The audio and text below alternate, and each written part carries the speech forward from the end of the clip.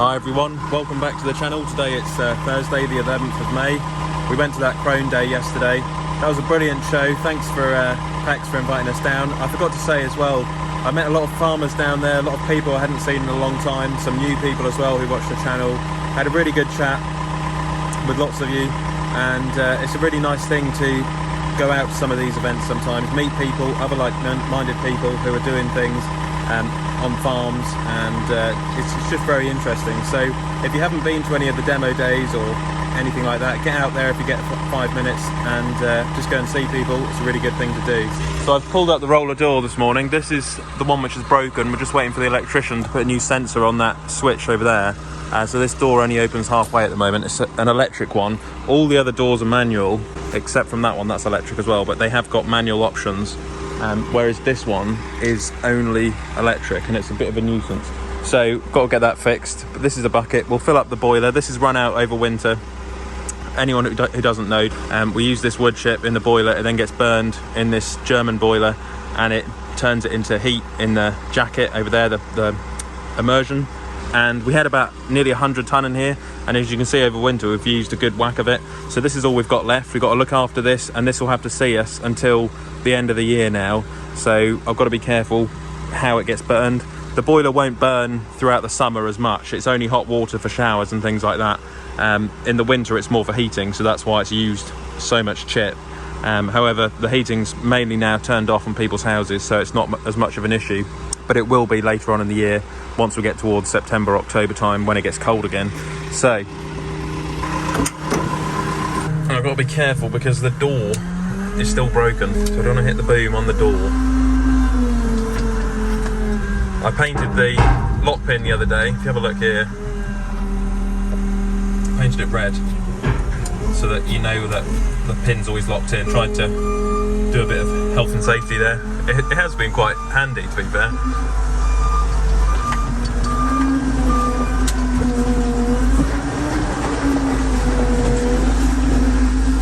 Haven't got quite as good weather as what we had yesterday. It's rained a lot in the night, and I could do with some of that lovely sun we had yesterday. I think that's part of why the show was so good yesterday, the demo day, because the weather was brilliant, which was unusual considering the amount of rain we've been getting.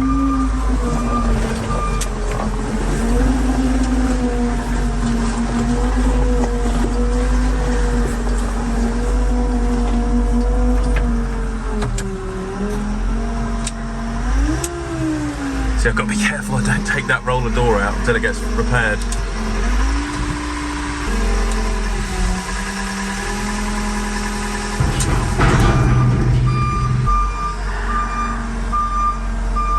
That would be an expensive mistake.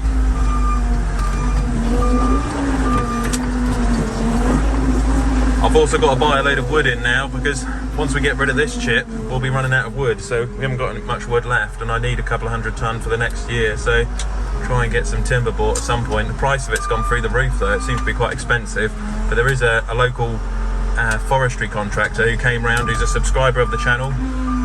Shout out to Forestry Company in North Norfolk, and yeah, they're going to be hopefully dropping a load off every month for us, which will be good. They're all approved, which is really good for the RHI system on the boilers. So of course you have to have a license for everything these days. You can't mow your lawn in this country without a license now, unfortunately. And yeah, that'll be good to get a bit more wood in, really, some more timber. So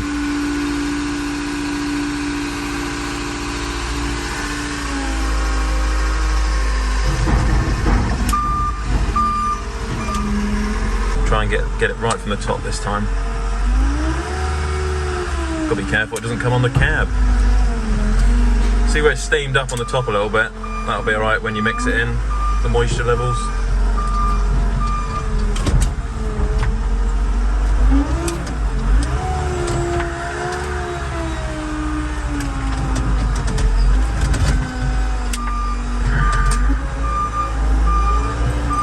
Alright, I've sorted that out. I've made a bit of a dent in the pile, so you're getting through the rest of the chip, which we don't want to do, but it won't use as much chip now throughout the summer. I feel that will last 6 to 8 weeks now, hopefully. Fingers crossed. So I better shut these doors up. This one's manual.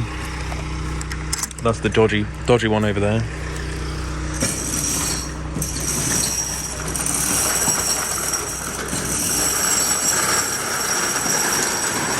so we filled up the biomass boiler, and I've wanted to take Pip, my new sheepdog, with me to check the sheep and cattle, but unfortunately I can't take her in the buggy because there's nowhere to put her in. You can say hello to everyone? So some friends of ours very kindly lent us this the other day, which is like a small dog crate. So I'm hoping it'll go in the back of the Polaris, and then if I strap it in, Pip, you can come for a ride. Sit. Good girl. You're learning. You're learning.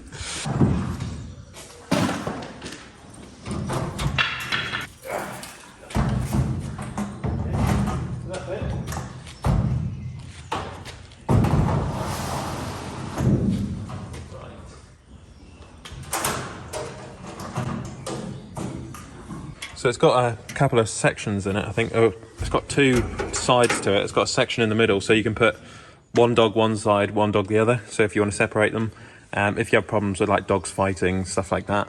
So this will hopefully be Pip's side, and then my dad's got a sheepdog called Nell. Nell can go in there as well. They can both go down together, or I can just take Pip if I'm going. Are you coming up? She can't get up yet though, that's the trouble. Lift her up into these things until she learns, but you go into your cubby hole. That's it. Good girl. Good girl. You can stay there.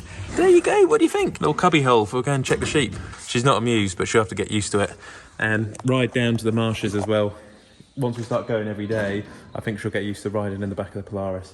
But unfortunately, without the cage, if she was in the cab, you know, she'd be running everywhere, chewing the cab up, and you know, it's just safer really, I think, in a dog crate. And yeah, I think life will be a lot easier, and she'll be enjoying working with the sheep a little bit down at the Broads. And yeah, you'll get the wind in your hair. She's off the farm every day. She'll be out and about. She doesn't look too amused now. She's giving me the look to say, why have you put me in the dog kennel? Why have you put me in the dog kennel? It's so you can go down to the marshes, girl.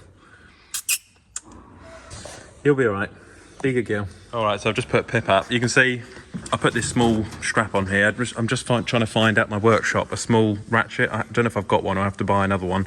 But basically I can strap that on there because Neil from Polaris spec'd it with this multi-frame here, which you can bolt things on and strap things onto it. So I'm going to strap that down there, and then Pip will be able to stay in the back and the other sheepdogs, and it will hopefully work out quite well. And then another problem which I had with the quad bike was the dogs were getting on and off, and some of the dogs can hurt their legs on these bars. It's never really been ideal, and it's always been a bit of an issue. So we ordered this, bought this from the Valleys, from Wales.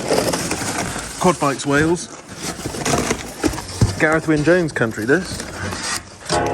The idea is that it goes on there, and then Pip and the old dogs can jump on the back. So I thought it was quite a good idea. Saw it online, ordered it.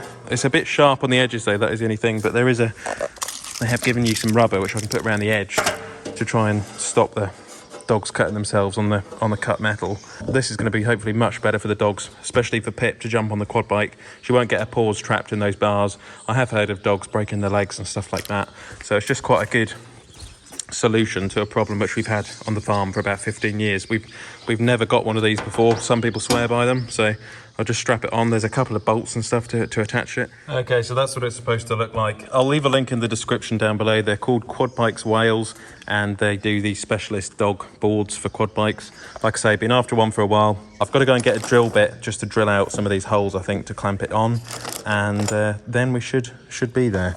So I need to get some drill bits and get this bolted on, job done. And then I'm still on calving duty in the yard. There's a couple here which are still a few weeks away, so we're still gonna have to wait. I've bedded them down with an old bale. They get fed every day with fodder beet, and then just literally waiting on them to have their calf, hopefully. So it's just a bit of a job knowing when they're gonna have their calves, unfortunately, at the moment, but time will tell, and I'm sure they'll eventually get there. I've got a camera in that corner. I can keep an eye on them with my phone, and then keep coming and checking on them day and night and just see when they're going to have their calves. Sorted out the UTVs, the buggies, so that Pip can now get on them. It was a bit of an issue without the dog crate in the back for Pip on the Polaris, because I couldn't take her down to the marshes to go and check the cows, which is what I'm going to go and do in a minute. She's very keen. She's a very energetic dog, but she's still a puppy, you know, so I think it'll be a bit of time before I can train her properly. So yeah, thanks for watching. Keep liking and subscribing and all that good stuff, and I'll catch you on the next one. Click here to subscribe to the channel, and click here to watch another Olly's Farm video.